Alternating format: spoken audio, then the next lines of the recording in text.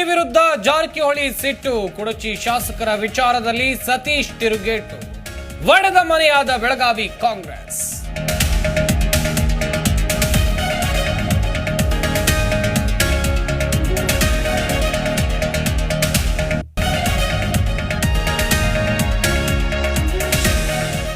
ರಾಜ್ಯದೆಲ್ಲೆಡೆ ಮುಂಗಾರು ಮಳೆ ಅಬ್ಬರ, ಹೊಸಪೇಟೆ ನಗರದಲ್ಲಿ ಮೊಣಕಾಲುದ್ದ ನೀರು, ಜನ ಸುಸ್ತು ಬದಲಾಯಿತು ಜನಜೀವನ.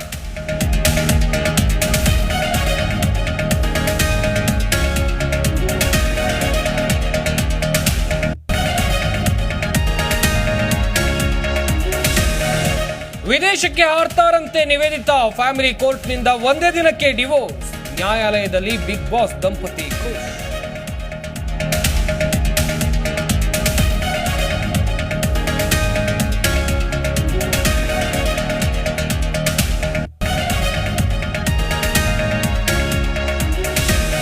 ವಾಲ್ಮೀಕಿ ನಿಗಮದ ಹಗರಣದಲ್ಲಿ ಸಚಿವರ ತಲೆದಂಡ, ಪದತ್ಯಾಗ ಅಂಗೀಕರಿಸಿದ ರಾಜ್ಯಪಾಲ ಗೆಹ್ಲೋಟ್, ರಾಜೀನಾಮೆ ಅಂಗೀಕರಿಸಿ ಪ್ರಕಟಣೆ ಹೊರಡಿಸಿದ ರಾಜಭವನ.